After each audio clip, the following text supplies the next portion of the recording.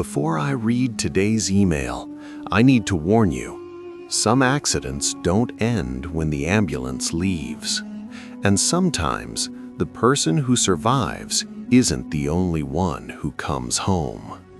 Tonight's email comes from a listener in Colorado. He says what happened to him 2 years ago still hasn't stopped. He says every night at exactly 2:17 a.m., he hears breathing that isn't his own.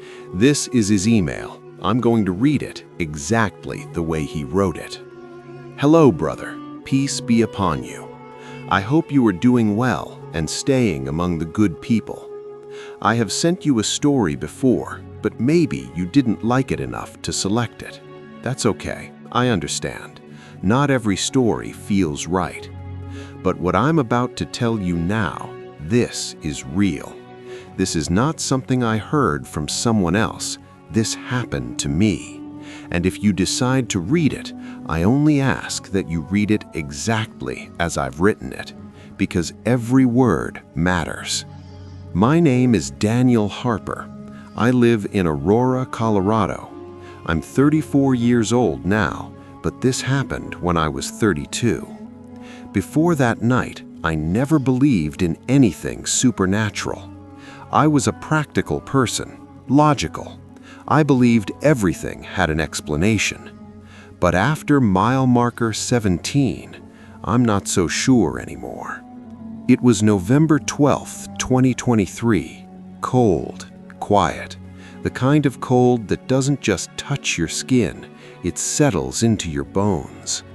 I had just finished a late shift at the warehouse.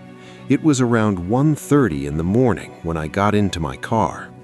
The roads were empty, no traffic, no people, just darkness and my headlights stretching out in front of me. I remember feeling tired, but not dangerously tired, just normal exhaustion. I turned onto Highway 36, the road I had driven hundreds of times before. There's a long stretch there with nothing around, no houses, no gas stations, just open land and trees. That's when I saw him.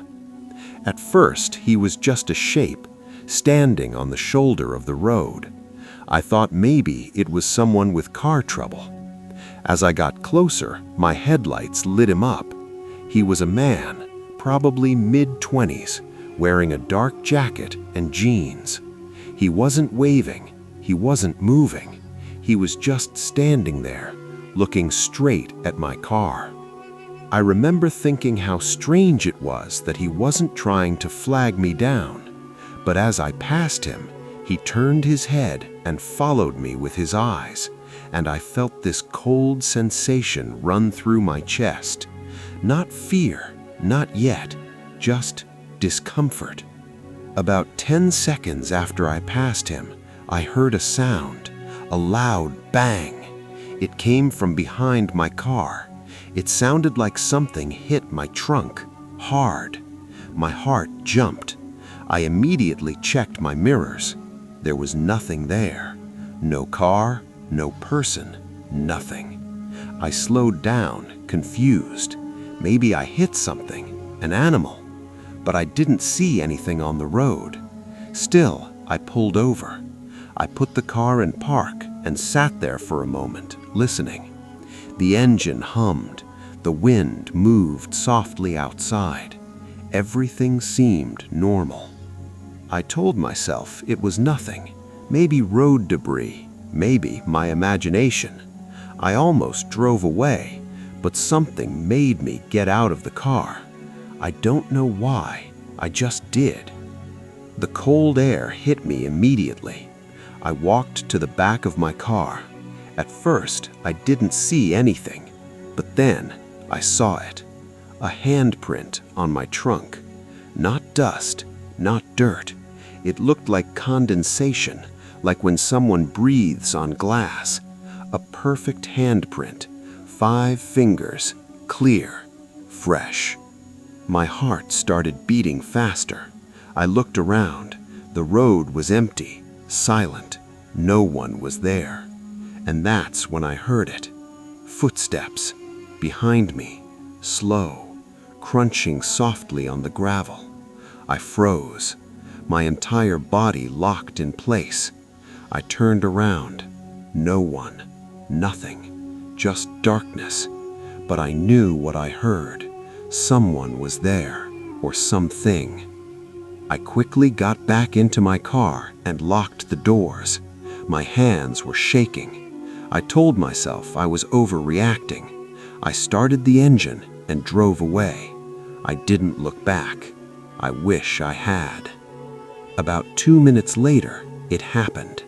I saw something in the middle of the road, a person standing there. The same man, the same jacket, the same face. But this time, he wasn't on the shoulder. He was directly in front of me. I slammed the brakes. The tires screamed, but it was too late. I hit him. I felt the impact. I heard the sound, a sickening, heavy thud. My car jolted violently. My head hit the steering wheel. Everything went quiet. For a few seconds, I couldn't breathe. I couldn't think. I just sat there, frozen. I had hit a person. My hands trembled as I opened the door and stepped out. My legs barely held me up. I walked to the front of my car. I expected him to see him, lying there, broken, bleeding, but he wasn't there. The road was empty, completely empty. I searched everywhere, the road, the shoulder, the ditch. Nothing. No body, no blood, no sign of anyone. But my car had damage. The hood was dented, the front grille was cracked. I had hit something. I knew I had. I called 911. My voice shook as I told them everything. They sent a police officer. He arrived about 15 minutes later. He inspected my car. He inspected the road. He asked me questions. Then he said something I'll never forget. He said, "Sir, there's no evidence you hit a person." I told him I knew what I saw. I knew what I felt. He looked at me for a long moment. Then he asked me something strange. He asked if this happened near mile marker 17. I said yes. His face changed. He didn't look surprised. He looked concerned. He told me I should go home. He said they would file a report.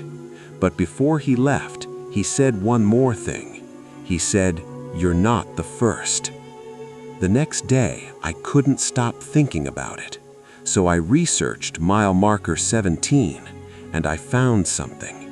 2 years ago, a man named Eric Nolan had died there, hit by a car, at 2:17 a.m.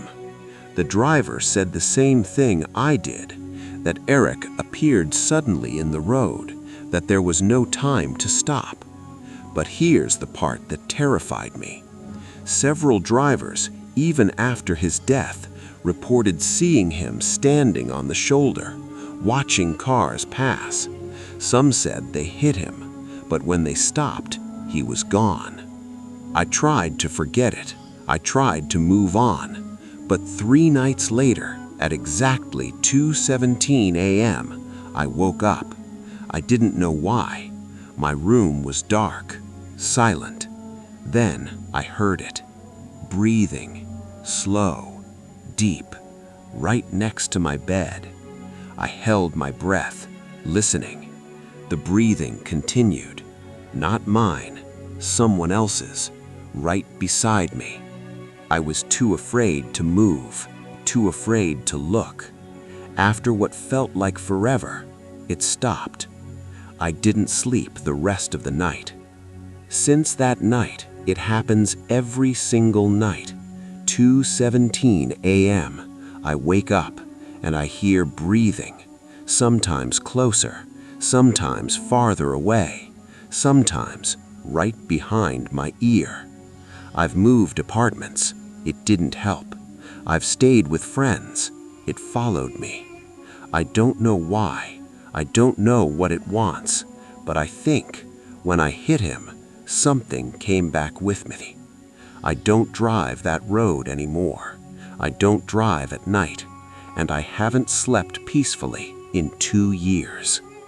If you're reading this and you ever find yourself on Highway 36 near mile marker 17 and you see a man standing on the shoulder, don't stop.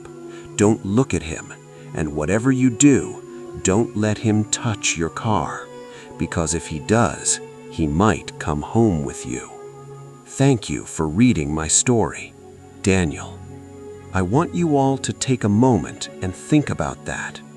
Imagine driving alone at night, seeing someone, hitting them, and then realizing they never were alive to begin with. If this story is at mile marker 17, someone is still standing there, still waiting, still watching, and maybe still trying to come home with someone else. If you have a story you want me to read, you can send it to my email. And remember, some roads don't forget. I'll see you in the next story. Good night.